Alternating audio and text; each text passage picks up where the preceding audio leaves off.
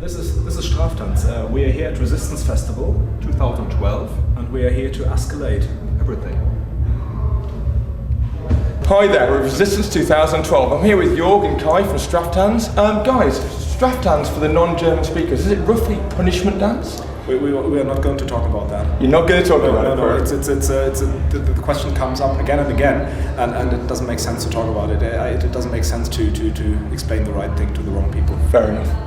Okay, well actually when we were doing some preparation for this interview, I had a look at your band bio, and a lot of band bios say things like, oh, these are the people in the band, this is when this album came out, this is when this album came out. Whereas yours reads more like a manifesto. I think one of the lines was we do not care for the cave paintings on the faces of the elitists.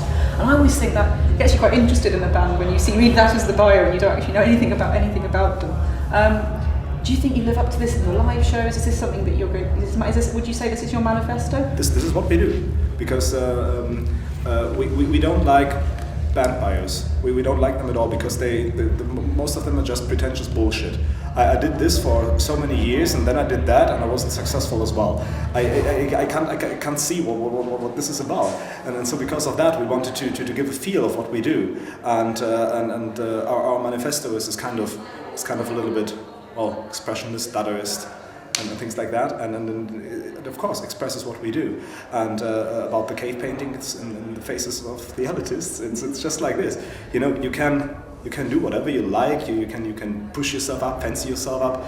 It's never about faces. It's never about the names. It's not about what you did. It's what about you're doing right now. What you're doing today. It doesn't matter where you went to. It's where you go to. And this is we don't like the concept of opposing things, however bad they are. You need to be for something.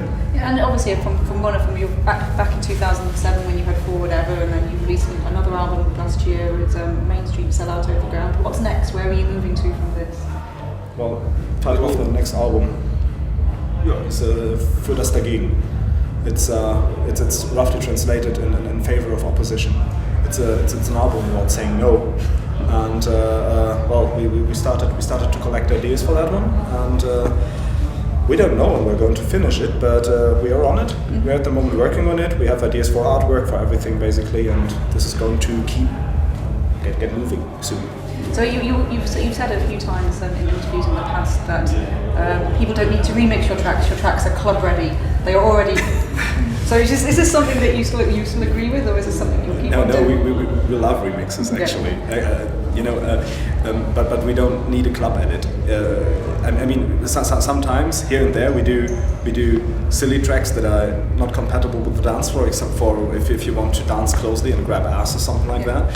But they are meant to be played at the club. The club, the dance floor is that what we aim at. Have you got any artists that you'd love to remix your work? Actually, too many of them, but I don't know. I never thought about that. Well, we saw you at Resistance last year. I know you weren't here, but Jörg was, and you collaborated with Faderhead on stage last year. In the UK, we only have festivals where around about 1,000 to 2,000 people at the most. I know in Europe they're much bigger events. Do you prefer the smaller, intimate club gig, or do you prefer the big festival show?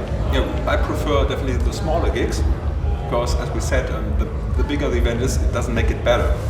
I love when I can interact with everybody, and the point is when you are playing on a really big festival, maybe there are 10,000 people. We've never played in front of 10,000 people, but if we will do this, you can see 4 or 5 rows, and the rest you can't see them. Yeah. Maybe sometimes when there's a stage flashing on the audience, you can see them shouting, but you can't hear them, you can't see them. Yeah, it's all distant. I saw Duran Duran years ago, and they were at this big arena, and there were like 4 ants on stage with these big screens behind them, and I thought, what am I doing here? I'm not seeing the band, I'm just watching a TV show. I enjoy when I know the names of the people in the front row. And that's how we deal with it. We do this to go to the parties. We do this to meet the people, to do that stuff, to be there, because this is what we do. This is what we love. And this is what we are trying to express. And after every gig, we go out. We don't hide in a sneaky I backstage. noticed that last year at Resistance. Last year, there wasn't a them and us. All the bands were like mingling in the crowd and dancing and drinking and partying, and it really felt like a house party, but on a big scale. Yes. It wasn't like in other shows I've been to where everyone hid in this little backstage area and you weren't allowed there because you're not a band. This what is happening here at Resistance is for me personally a reenactment of the 90s rave scene. You know, things are really going on. People are into it. The artists are into it. Actually, this whole border between artist and crowd, it's really vanishing because it really doesn't make sense. You know, if you are on the stage, you are not primarily on the stage because you're capable or you do something or you have something that is significant, but it's a decision. You put yourself there because you decide to be there, and so because of that, this is your moment. You're on stage then. But when that's done, when you're off stage, you are the crowd, and actually that's how it should mix together. It belongs together. The party is not happening on stage; it's happening on the floor. And this is for me what Resistance is all about. This is why we were so eager to play here. And very quickly, Unicorn. What's with the Unicorn? It's actually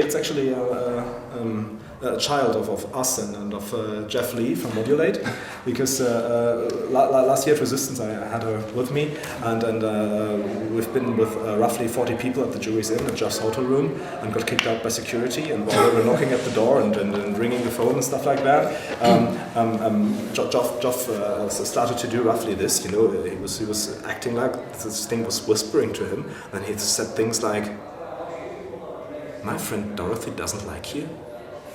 I think she wants you to die," and things like that. And so since then it's Dorothy the Unicorn, and we set up a Facebook fan page, and she already got 300 fans. She's actually got more fans than some bands. Yeah, I don't know. It's very silly. It's very nihilistic.